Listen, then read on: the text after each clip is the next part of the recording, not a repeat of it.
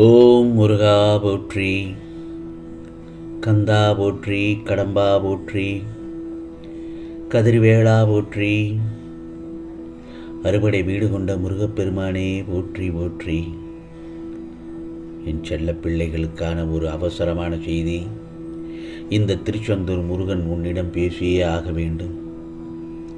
நான் சொல்வதை கவனமாக கேள், முழுவதுமாக கேள். இது இந்த திருச்செந்தூர் முருகப்பெருமான் உனக்காக நான் இடும் உத்தரவு. நான் சொல்வதை கேட்பதற்கு முன் முருகனுக்கு அரோகரா என்று ஒரு 3 முறை பதிவு செய்துவிட்டு நான் சொல்வதை கேள். நிச்சயமாக நீ நினைத்ததையெல்லாம் இந்த முருகப்பெருமான் நடத்தி காட்டுவேன். நீ எல்லோரிடத்திலும் அன்பிற்காகவும் பாசத்திற்காகவும் நீ இயங்குவதற்கு பதிலாக உன்னை தேடி வருவோர் மீதும் உன் மதிப்பு புரிந்தவர் மீதும் அதிகமாக அன்பை செலுத்து. இன்று அன்பாக இருக்கின்றவர்கள் நாளைக்கும் அன்பாக இருப்பார்கள் என்று மட்டும் எதிர்பார்த்து விடாதே.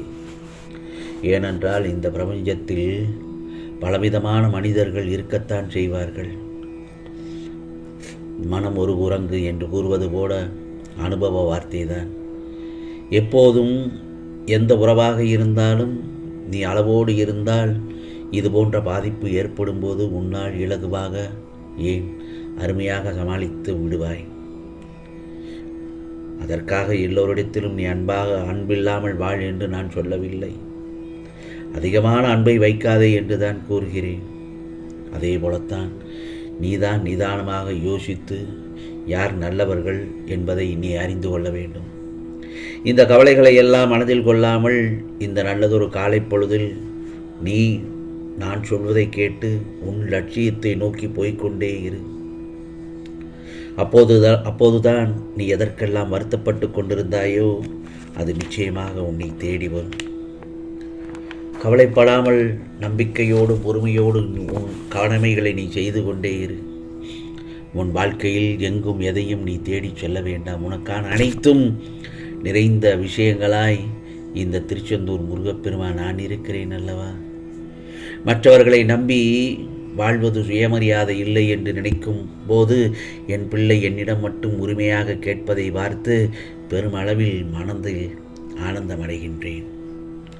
உனக்கு எது தேவையானது என்பதை தெரிந்து அதை அள்ளி அள்ளி கொடுக்கப் போகிறேன். பெற்றுக்கொள்ள தயாராக இரு.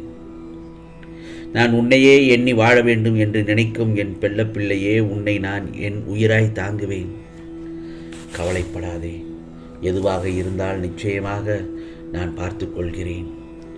உன்னை நெருங்கும் கஷ்டங்களை நான் பொடி பொடியாக தூள் தூளாகி நொறுக்கி விடுவேன். கவலைப்படாதே.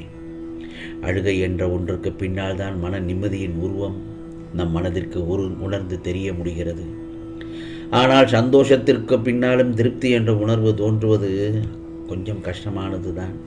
அதனால்தான் தோல்வியிலும் துன்பத்திலும் வெற்றி என்ற சந்தோஷத்தை விட மிகப்பெரியது என்று கூறுகிறேன்.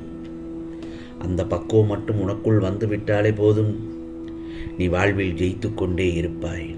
அதனால் எதற்கும் கவலைப்படாதே, கலங்காதே என் செல்லமே. நிச்சயமாக உனக்கானதை இந்த திருச்செந்தூர் முருகப்பெருமான் நடத்தி காட்டுவேன்.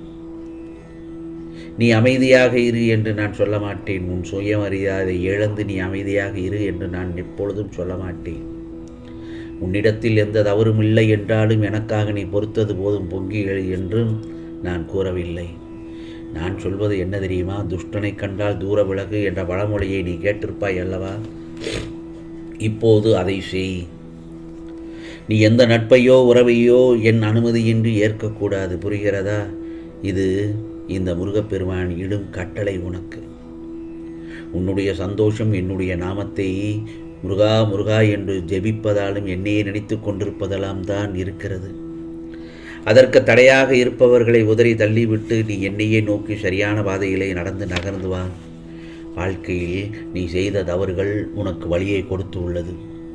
நீ செய்யும் தவறு ஒன்று என்ன தெரியுமா?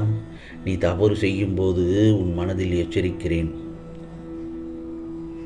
என் செல்லமே, இது தவறு என்று. ஆனாலும் அதை நீ பொருட்படுத்தாமல் திரும்பவும் அதே தவறை செய்து கொண்டே இருக்கிறாய். அது தப்பாக மாறும்போது கர்மத்தை ஏற்கிறாய் அல்லவா. தவறு செய்வதை திருத்திக் கொள்ளலாம், தப்பு செய்யும் போதோ தண்டனைக்கு ஆளாகிறாய். பின் என்னிடம் முருகா என்னை காப்பாற்றுங்கள் என்று என்னிடத்தில் மன்றாடுகிறாய். இவையெல்லாம் உன் மனம் ஆசை என்கிற மாயையில் புகுந்து தவறுக்கு மேல் தவறு செய்கிறாய். உன் மனதை உன்னில் பாதியாய் செலுத்த தயங்குகிறாய். பிறந்து மடியும் வரை வாழும் வாழ்க்கையில் உண்மையை மாறாமல் வாழ்ந்தால் உனக்கு ஞானப்பாடம் கற்றுத்தருவேன். உன் பாவ சுமையை நான் தாங்கி உனக்கு நல்லதொரு வழியை வகுப்பேன் என் செல்லவே. ஆனால் நீயோ நான் சொல்வதை கேட்க மறுக்கிறாய். நான் சொல்வதை நம்பிக்கையுடன் கேள். என்னிடம் இருக்கும் சக்தியை அறியாமல் தவிக்கிறாய். நீ மெத்தன போக்கில் மட்டும் இருந்து விடாதே. உன்னுடன் எந்த பொருளும் செல்வமும் உன் கூட வரப்போவதில்லை.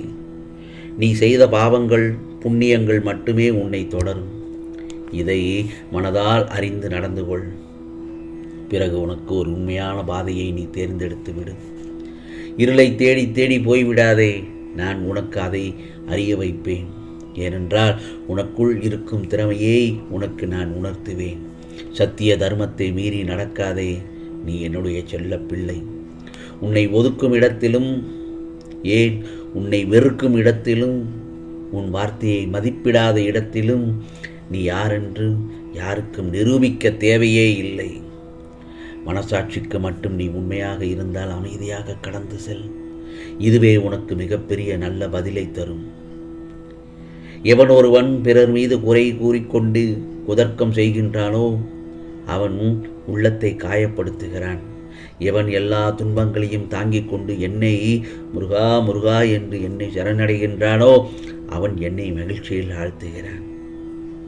உன்னை பாதுகாத்து வழி நடத்துவதுதான் என் தலையாய கடமையாக இருக்கிறதல்லவா. நீ இருக்கும் இடத்தில் எந்த ஒரு நோயையும் நெருங்க விட மாட்டேன். எந்த சூழலிலும் இந்த முருகப்பெருமான் உன்னை கைவிட மாட்டேன் என் செல்லமே. கவலைப்படாதே. நீ உன் இலக்கை நோக்கி சென்று கொண்டே இரு. இந்த நல்லதொரு காலை பொழுதில் இந்த முருகப்பெருமான் சொல்வதை முழுவதுமாக கேள் என்று சொன்னேன். நீ கேட்டுத்தான் இருக்கிறாய். இதோ முருகனுக்கு அரோகரா என்று பதிவிடுன்னு சொன்னேன். அதையும் செய்து விட்டாய்.